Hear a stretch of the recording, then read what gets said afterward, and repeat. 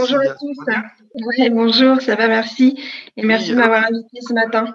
avec grand plaisir. Sylvia, tu vas conclure en quelques minutes en nous montrant aussi ce que vous, chez Dossi, ça nous évitera de parler de Danette toute la matinée, tu vois, chez Oui, Dossi, voilà. ce que vous avez pu On va faire. parler Nutri-Score 1.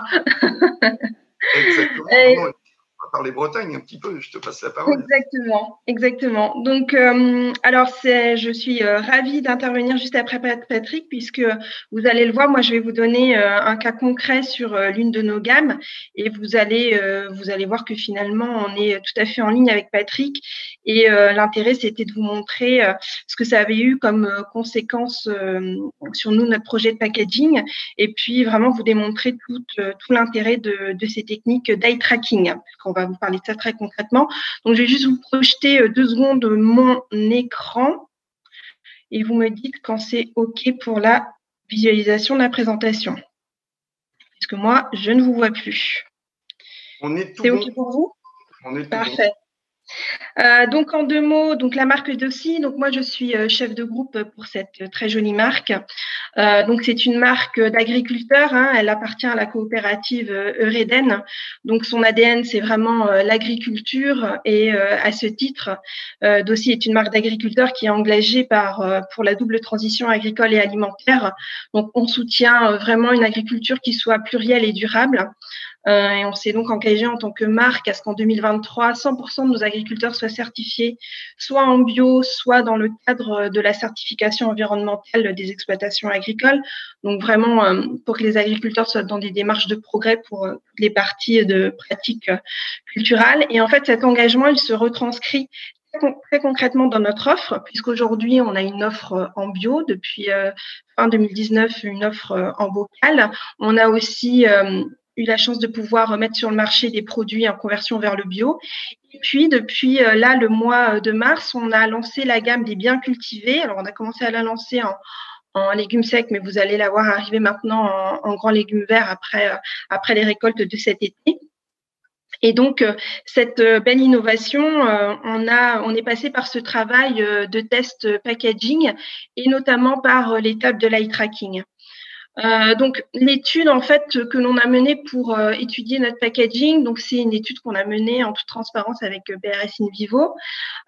Et donc, vous allez le voir, comme le disait Patrick, l'eye tracking, c'est un pan qui est extrêmement intéressant, mais qu'il faut remettre en perspective de tous les enseignements qu'on peut avoir par ailleurs. Donc là, pour vous donner une idée, donc effectivement, on a testé auprès de nos shoppers. Donc, on a utilisé un rayon reconstitué, puisque pour nous, c'était extrêmement important d'avoir la validation du packaging sur le lieu d'achat, puisqu'en fait, on est sur l'alimentaire en GMS, vous le savez, sur des temps d'achat qui sont extrêmement rapides, encore plus sur une catégorie comme le légume apertisé, qui est plutôt une catégorie où l'achat est relativement désimpliqué. On y passe probablement moins de temps que devant un rayon de tablette de chocolat. Donc, l'idée, c'était vraiment de bien comprendre ce qui se passait en magasin. Donc, cette étude, elle s'est déroulée en 3 phases, c'est-à-dire qu'il y avait une première phase d'observation comportementale en rayon. Donc, on regardait comment est-ce que le shopper se comportait pour choisir son produit. Ensuite, il y avait cette fameuse phase de cellules d'eye tracking où là, le consommateur était à nouveau soumis au produit, mais de manière uniquement visuelle, de manière très rapide, pour voir effectivement ce qui décodait de ce packaging. Et ensuite, on avait une phase d'interrogation, on va dire, plus classique, pour comprendre le rationnel de l'achat, les motivations et les éventuels freins. Donc, si je me focus vraiment sur la partie eye tracking, donc voilà les résultats qui ont pu être menés qui ont pu être délivrés donc sur cette gamme-ci. C'était ici notre projet de packaging. Et donc voilà comment les résultats d'eye tracking que l'on a obtenus. Donc ça vous rappelle ce qu'a montré Patrick tout à l'heure. Donc avec une zone chaude ici très clairement sur vraiment le centre du packaging, le centre du bocal. Et puis vous voyez 10 informations décodées avec un ordre de décodage donc qui part en fait du nom de la gamme qui est bien cultivée, qui vient ensuite ici sur, excusez-moi, ici en position numéro 2, sur le légume en lui-même, puisqu'en fait, comme on est sur un packaging en transparence en bocal, eh bien, le regard du shopper est attiré assez vite sur le type de légumes. Et en troisième position, ici, on voit que l'œil est attiré par la dénomination du produit. Et en quatrième position, la marque. Et en fait, ici, les pourcentages, c'est les temps passés sur les différentes informations. Vous voyez qu'en fait, il y a un temps très important ici sur cette base. Donc, les informations qu'on en a tirées, les actions qu'on en a, les plans d'action qu'on a menés ensuite derrière, vous allez voir que finalement, on a fait modifier des choses, mais de manière assez légère. Alors, pourquoi? Parce qu'en fait, on avait aussi les éclairages à la fois d'une étude qualitative que l'on avait menée en amont de cette étude shopper et à la fois les résultats de la troisième phase de l'étude, donc qui était sur la partie rationnelle. Donc, on a pu voir que le shopper rentrait vraiment par le nom de la gamme et nous, ça nous allait très bien puisqu'en fait, on le savait par les tests qualitatifs et on a été conforté dans les résultats ensuite de la phase rationnelle. On le sait que ce nom de gamme, en fait, a un imaginaire extrêmement positif et il porte finalement assez bien l'essence même de ce concept qui est vraiment basé sur des pratiques culturelles certifiées HVE, donc haute valeur environnementale, représentée ici par ce logo.